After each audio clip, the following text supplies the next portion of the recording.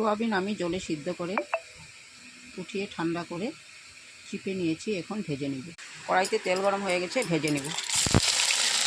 ভাজার জন্য লবণ দিয়ে দেব, হলদি লবণ দিয়ে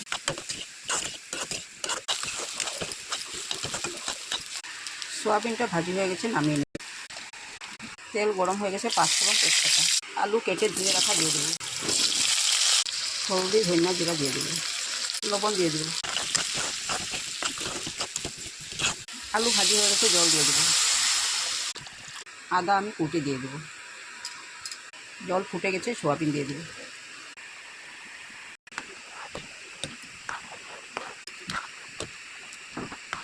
দু তিনটা কাঁচা লঙ্কা দিয়ে দেব। আলু সোয়াবিনের তরকারিটা হয়ে গেছে, নামিয়ে নেব। সোয়াবিনের কারির রেসিপি ভালো লাগলে লাইক, শেয়ার, সাবস্ক্রাইব করুন।